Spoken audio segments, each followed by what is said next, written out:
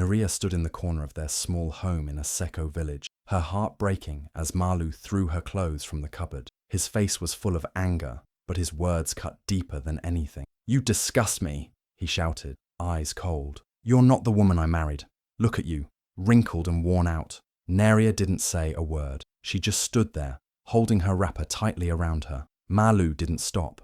He kept packing his bag, throwing shirts and trousers in without care. He was leaving her for a younger woman from town, one who made him feel young again. As he slammed the door behind him, the silence in the house was louder than his shouting. Naria walked to the mirror slowly. She looked at her reflection. Her skin showed the years, yes, but also the strength of everything she had survived. Tears filled her eyes, but she wiped them away. She knew one thing for sure. She might be older, but she was not expired, not even close. She was still breathing, still standing. And that meant her story wasn't over. Not yet, not by a long shot.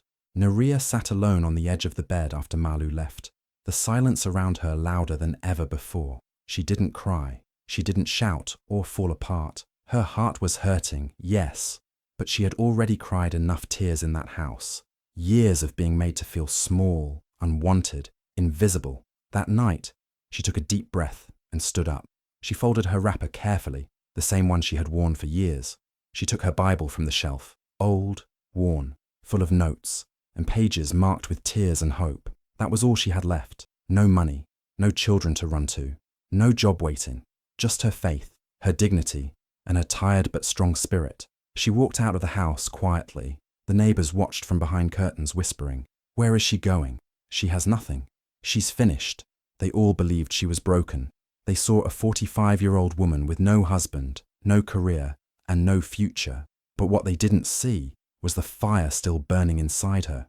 She heard the whispers, but she didn't stop. She kept walking, her head held high, even when her feet were tired and her heart felt empty.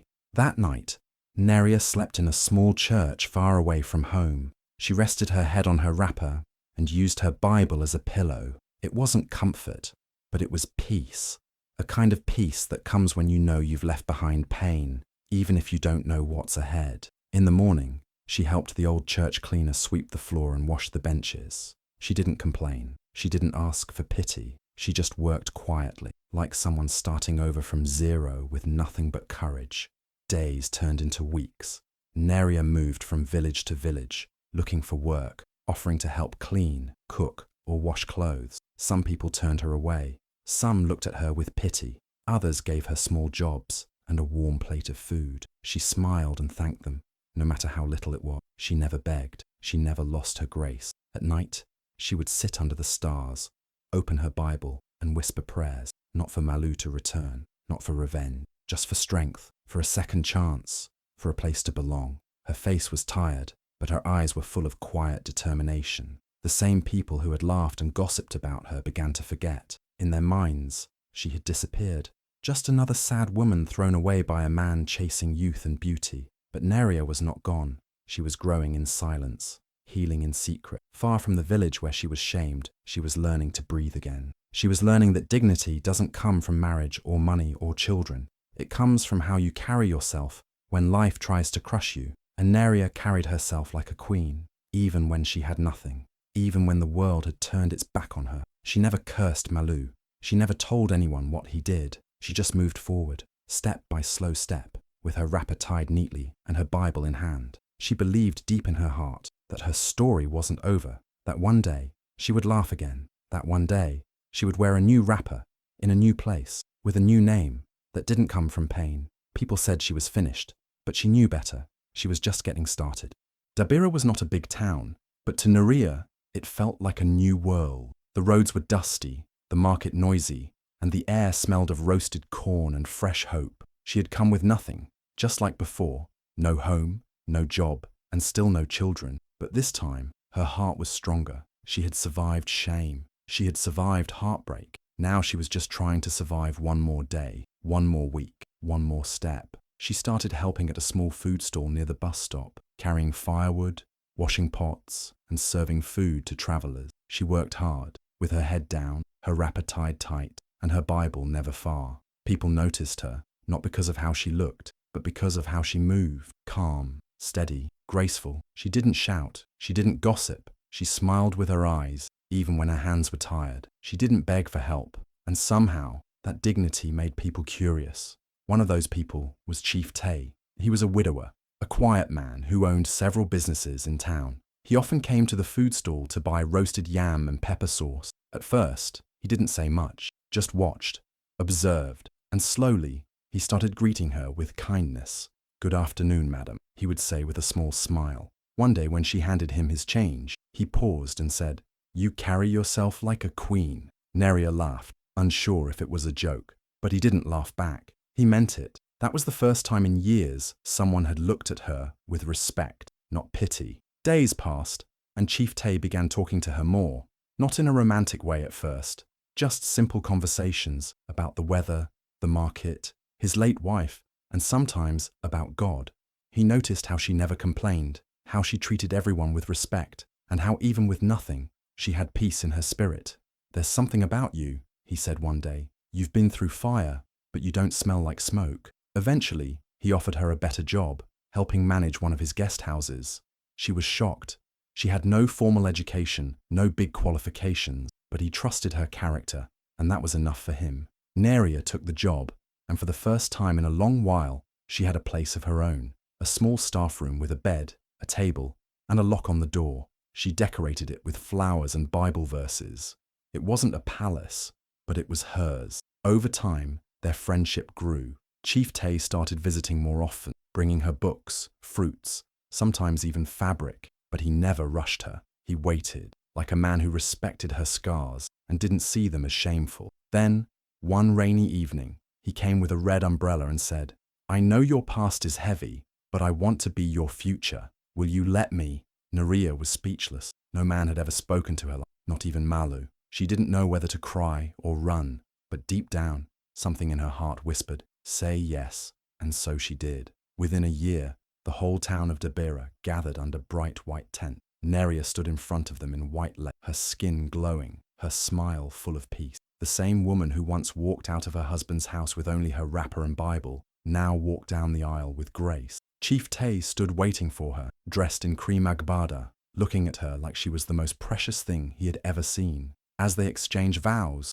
many people in the crowd had tears in their eyes, not because of sadness, but because of how beautiful second chances can be. People whispered, "Is that the same Neria from Aseko?" Some didn't believe it. She looked too different, not just in clothes or makeup, but in her spirit. She stood taller, smiled brighter, carried herself like someone who had lost everything, then found something better. She didn't have to shout or prove anything. Her presence was loud enough. That day, Neria became more than just a bride. She became a story, a lesson, a quiet example that no matter how badly life breaks you, you can still rise again. You can still be loved. You can still wear white lace and walk like royalty, even if once upon a time you were thrown away.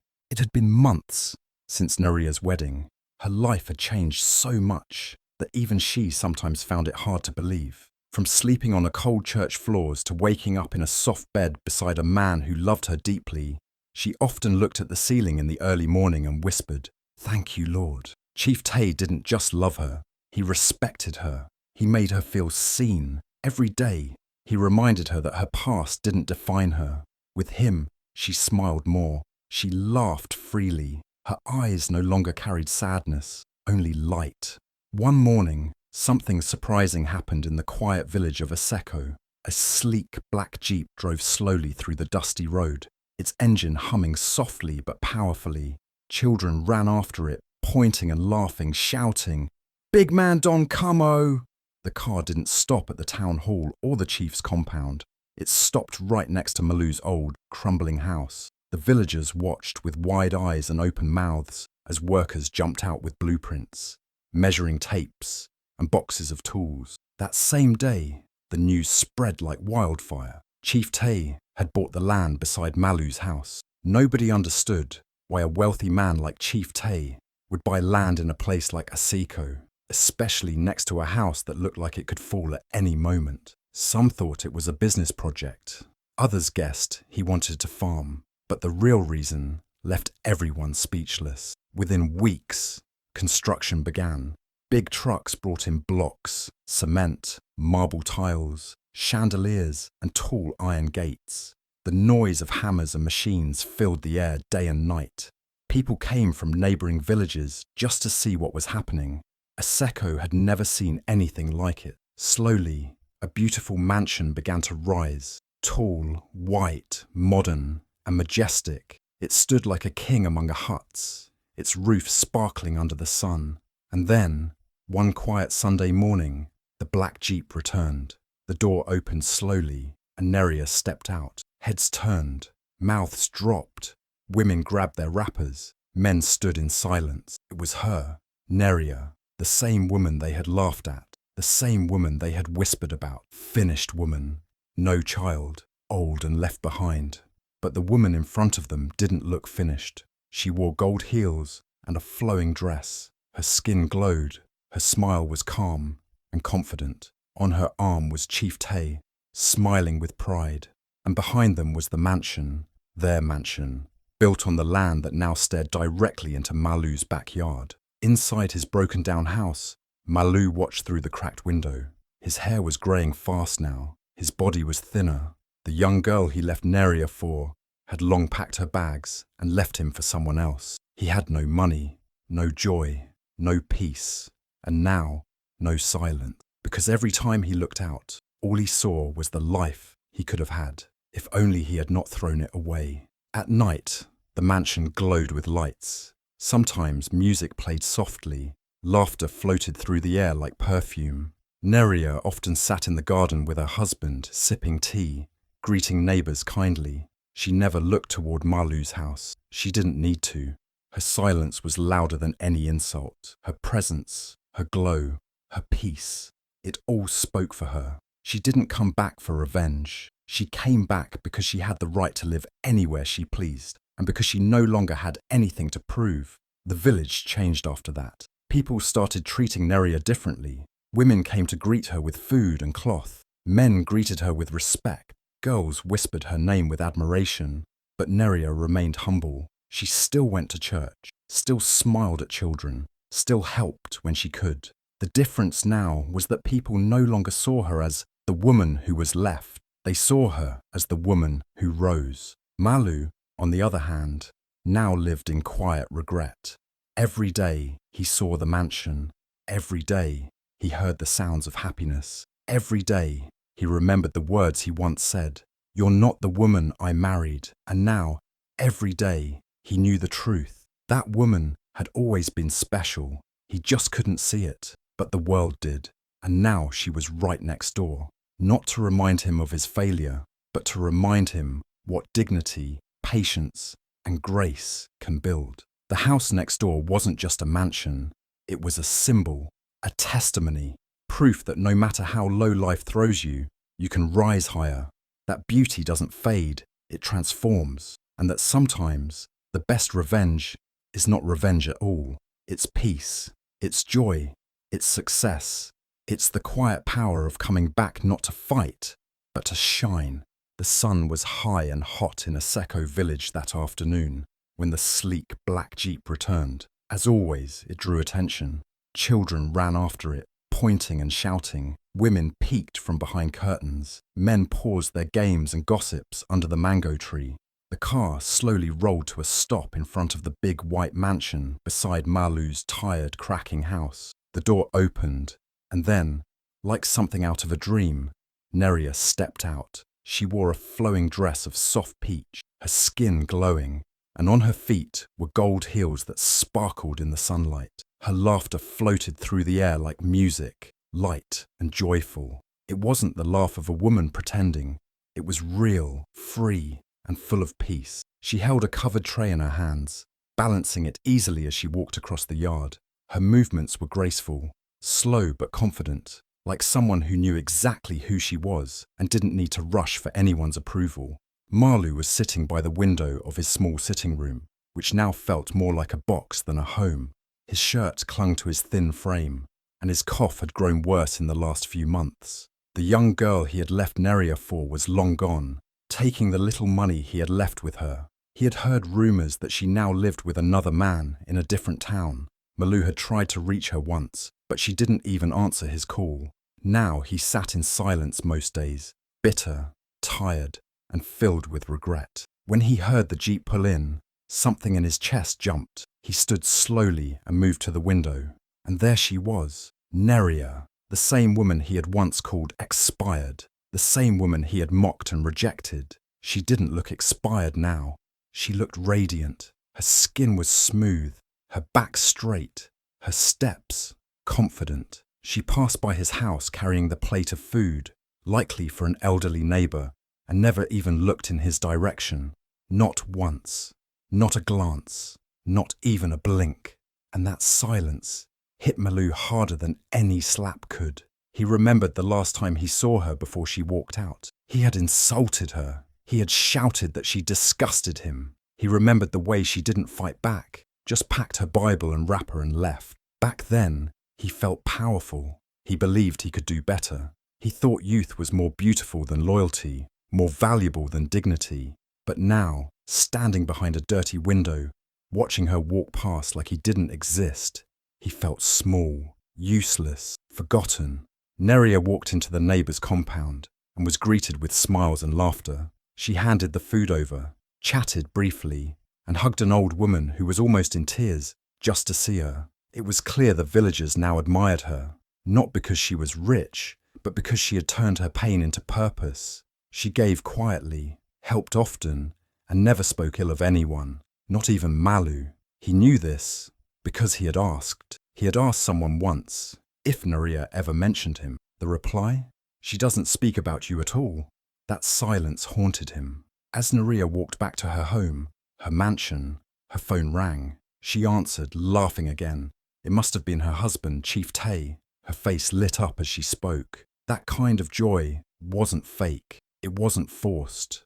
It came from love, real, safe, healing love. The kind Malou never gave her. The kind he never knew how to give. She disappeared behind the tall white gates, and the sound of the door closing echoed like a final sentence. Malou sat back down on the wooden stool. His room was quiet, filled only with the ticking of an old wall clock and the sound of his breathing, now wheezy from illness. He stared at the same wall he stared at every day. But today, something was different. The wall didn't just feel empty, it felt like a reminder that the woman he had pushed away now lived in light while he sat in darkness, that he had thrown away gold because he couldn't see its shine. The villagers had stopped gossiping about Neria. Now they whispered about Malou. They said, "See how time changes things." They said, "The woman he called old now looks younger than him." They said, "Karma is patient." But Neria never said a word. Her silence was her answer. Her peace was her reply. And every time she walked by without looking his way, it reminded Malou that some things lost can never be found again, especially when they were never valued. That day, Malou realized something deeply painful. Sometimes you don't get a second chance. Sometimes you watch someone become everything you never believed they could be, and you watch from behind a window while they shine in the sunlight you no longer deserve. Every night in a Seko village, the sound of soft music and laughter floats through the air. It comes from the big white mansion next door, the one that glows with light and life. Inside, Neria and Chief Tay live in peace, sharing meals, hosting friends, and enjoying the happiness they built together. Their joy is gentle, not loud. But for Malou, every note of laughter feels sharp, every song a reminder of what he lost. He lies on his old bed, in a room that smells of dust and regret, staring at the ceiling, unable to sleep. Sometimes he hears Neria's voice, soft and calm, speaking kindly to a neighbour or singing a worship song in the early morning. That voice used to greet him every day. That voice used to pray for him. Now it belongs to a home filled with warmth, a home he can only look at from afar. He once called her too old, said her wrinkles disgusted him. Now she wears fine clothes and walks like a queen.